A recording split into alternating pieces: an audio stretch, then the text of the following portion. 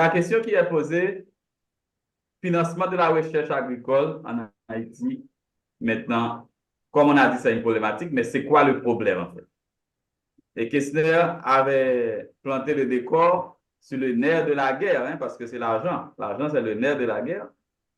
Et pas la guerre en tant que la guerre, mais c'est ça le problème qui est posé. C'est le financement. Et je vais commencer par quelques précisions rapidement, mais que tout le monde connaît déjà, c'est que, bon, dès qu'on dit financement, c'est différentes sources, différentes formes, parce que c'est pas forcément, on a parlé de subventions tout à l'heure, ce n'est pas seulement subvention, il y a plusieurs aspects et nous allons considérer quelques exemples. C'est vrai que dans le passé, on cherchait du financement pour la recherche agricole. Eh bien, je peux vous dire et vous surprendre, c'est qu'aujourd'hui, le peu de financement qu'il y a cherche des acteurs crédibles pour la recherche agricole aussi. Donc, si cette provocation vous atteint, on est parti pour un débat. Et bon, ça a toujours été une recherche appliquée, hein, mais le débat sur la recherche fondamentale, la recherche et la recherche appliquée dans l'agriculture, je ne vais pas l'aborder aujourd'hui, mais il a sa place. Hein.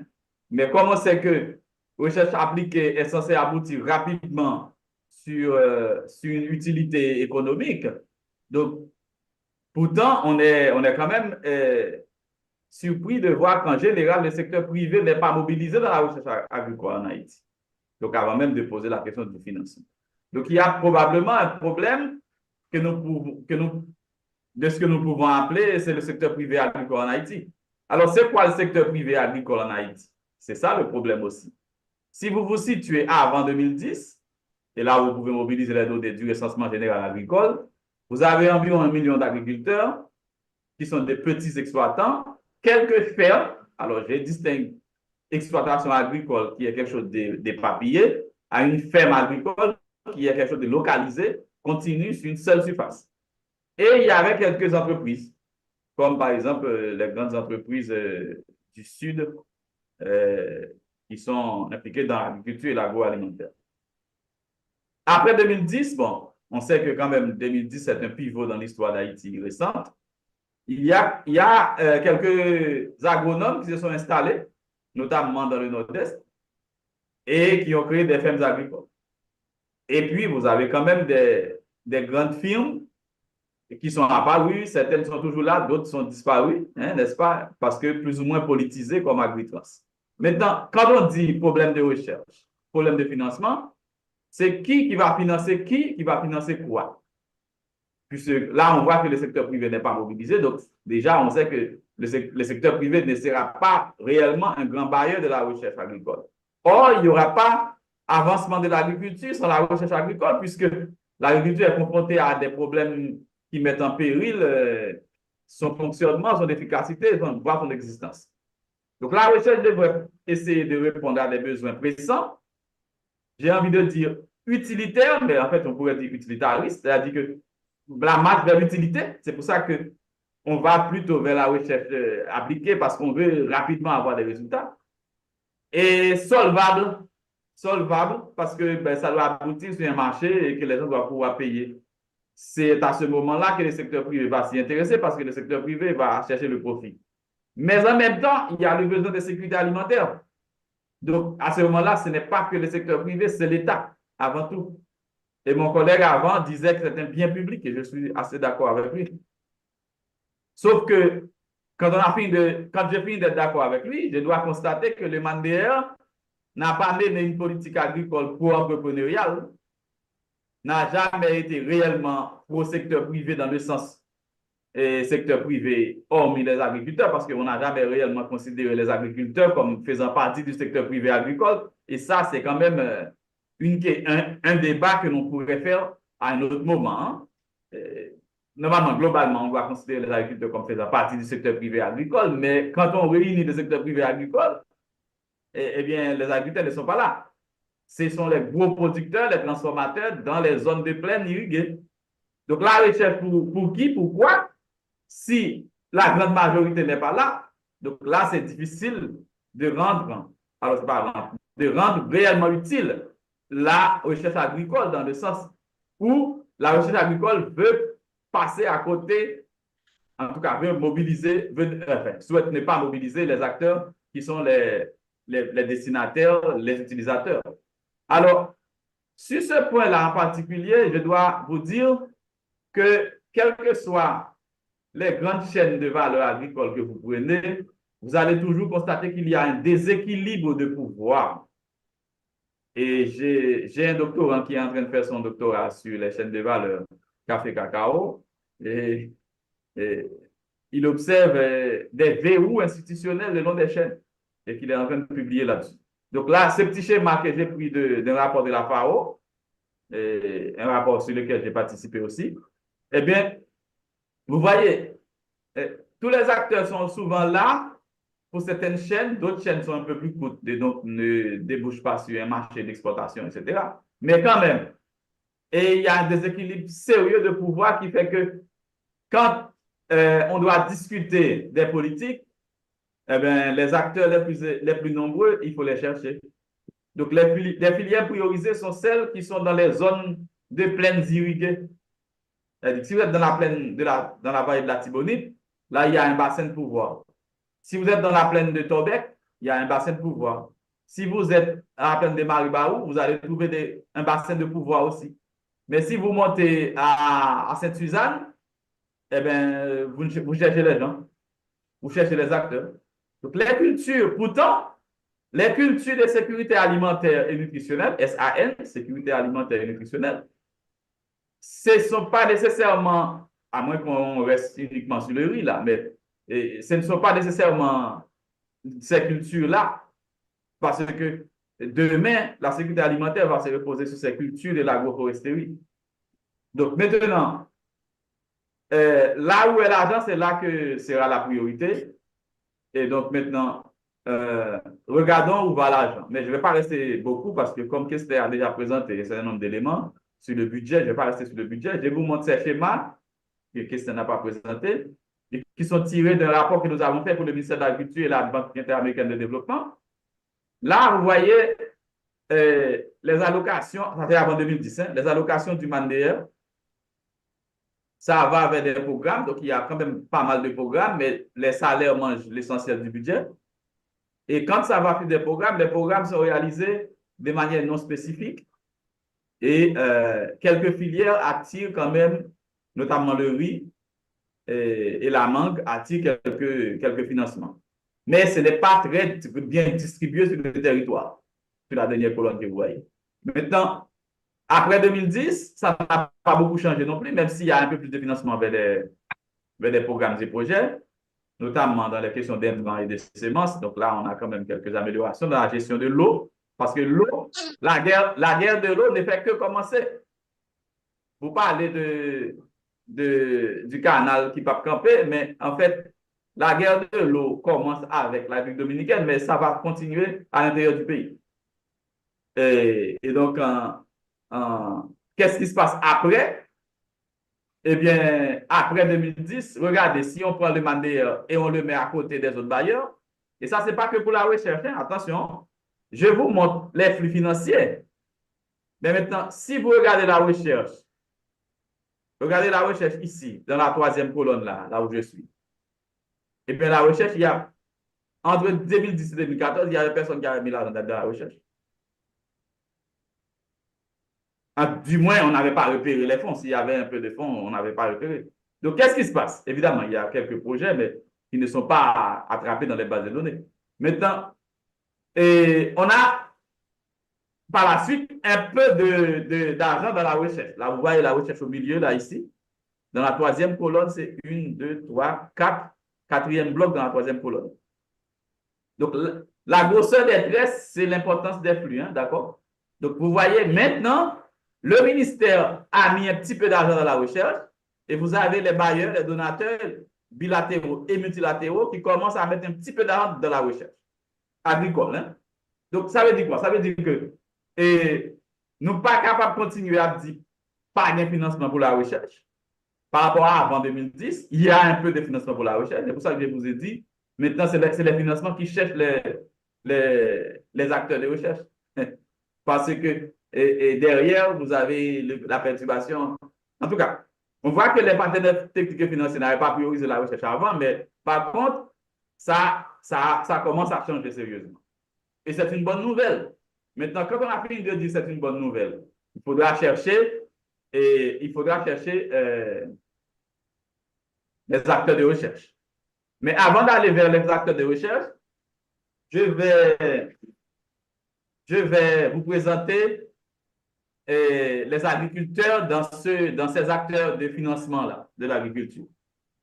Alors, pas typiquement de la recherche, mais si on prend les acteurs, parce que là, on ne sait pas mesurer quelle est la contribution financière des agriculteurs dans la recherche agricole, mais je vais en parler plus tard.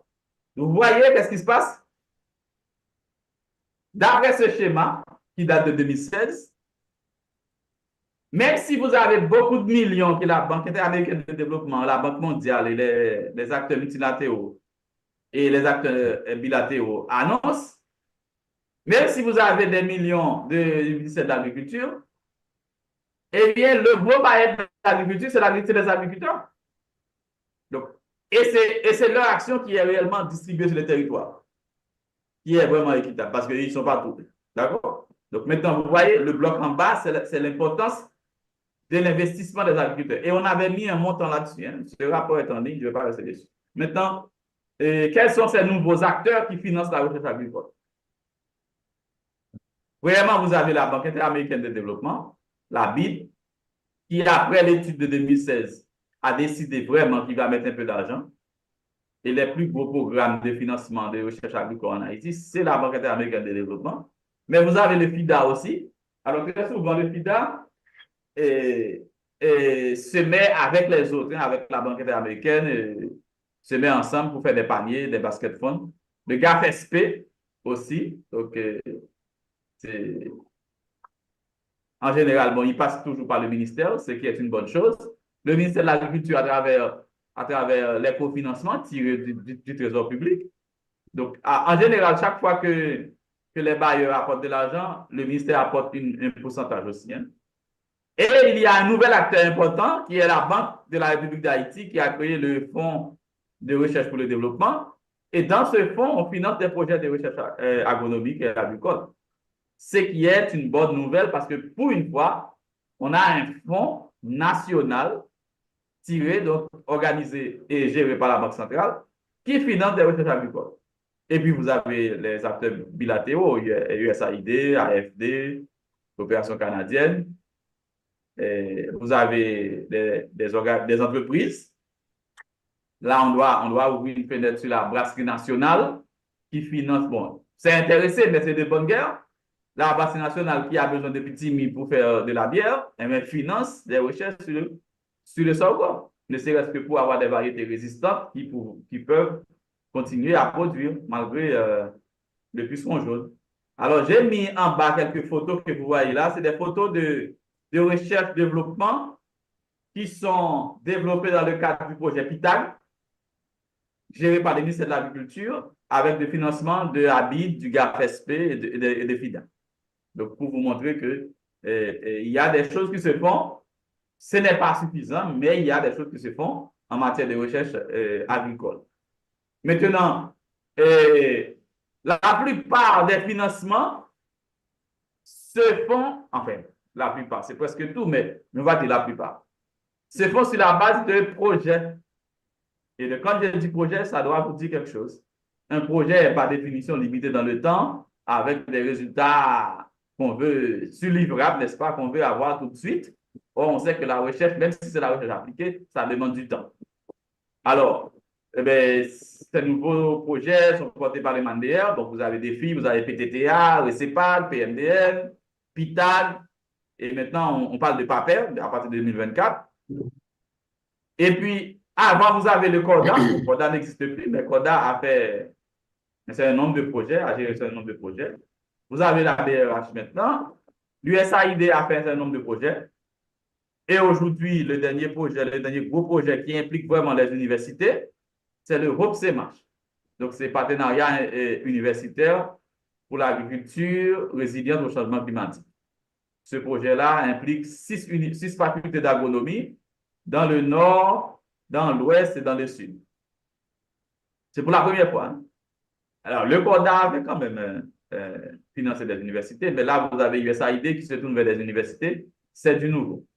Et puis, les entreprises agricoles, qui sont des entreprises privées, comme la Brasserie nationale, je vous ai dit, mais ORE, alors ORE, c'est une organisation basée à Campérin, mais aujourd'hui, c'est une vraie entreprise, et donc, qui finance ses propres recherches et puis qui distribue des variétés améliorées, etc.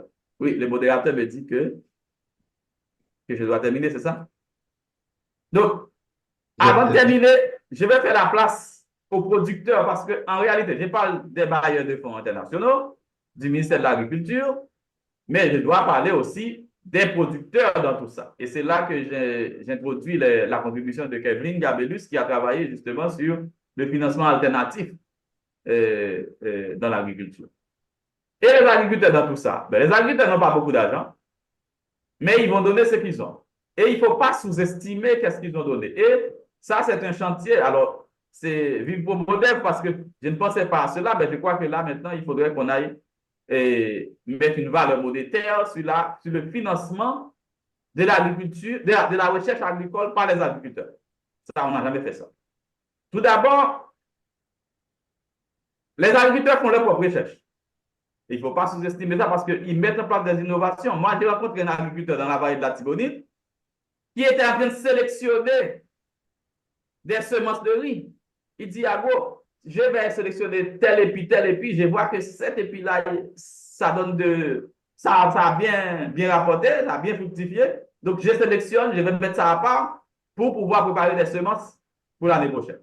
Donc, il est un chercheur, un sélectionneur dans l'herbe, enfin, qui n'écrit pas de papier, qui ne publie pas. Mais quand il est dans une organisation de producteurs, eh bien, ces innovations paysannes-là, ça circule bien.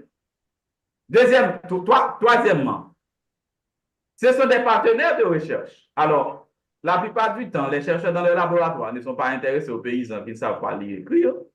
Mais quand des scientifiques sérieux souhaitent utiliser ce qu'on appelle la méthode de recherche action participative, EMRA, ou bien la technique de co-conception, co-innovation, là, les agriculteurs deviennent des partenaires de recherche et sont des chercheurs.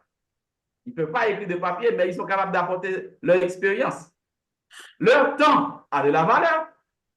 Hein? Parce que nous, les chercheurs, quand on va sur le terrain, on nous paye des PDM, on nous paye les moyens de vie, mais les agriculteurs, quand on les invite, ben, leur temps a de la valeur aussi.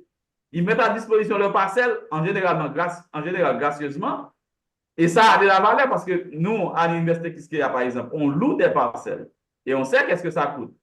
Mais quand l'agriculteur met à disposition du projet Pythagore pour faire des expérimentations, sa propre parcelle, eh bien, ça a une valeur. C'est du financement de la recherche.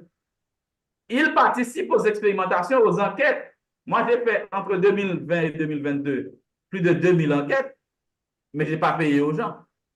J'aurais pu leur payer. Donc, ils ont financé de la recherche indirectement. Donc, nous, les chercheurs, on se déplace. On ne se déplace pas gratuitement, mais eux, si. Et ils ont participé dans des innovations. Regardez, ça, c'est une innovation sur Minicet d'Ignam. Mais c'est mis en place avec les producteurs. Alors, maintenant, je termine pour vous dire que, contrairement à la décennie avant 2010, il y a un peu plus de financement pour la recherche agricole dans ce pays. Malheureusement, les structures de recherche ne sont pas nombreuses en matière de recherche agricole. Et puis, celles qui existent sont plus ou moins démantelées par le programme Biden, n'est-ce pas? Le financement de la recherche agricole est inclus généralement dans des projets de recherche, ce qui limite le temps de la recherche parce que le temps n'est pas le même temps.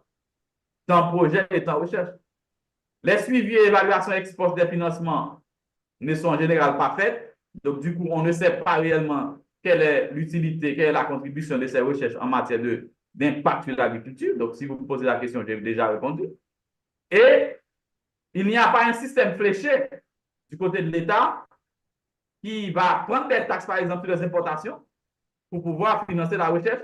Et peut-être, je sais pas si la Banque centrale pourra faire ça dans le fond, mais ça serait au niveau du gouvernement. Donc, on ne forme pas les agriculteurs, mais ils participent quand même Et aujourd'hui, on sait leur sort par rapport à l'insécurité. Je parle d'insécurité agricole qui se manifeste par vol de récolte, vol de terres agricoles, des choucages, mais aussi problème de sécurité pour faire circuler les produits. Donc, je vous remercie pour votre attention et je vous fais savoir que ce livre est disponible sur les innovations agricoles et je souhaite donc soutenir les actions de la Promodev à travers la vente de ce livre. Donc, quand vous achetez ce livre, on va verser par exemplaire, acheter là, on va verser $10 aux actions de la Promodev pour que ça se réalise plus concrètement sur le terrain. Merci beaucoup.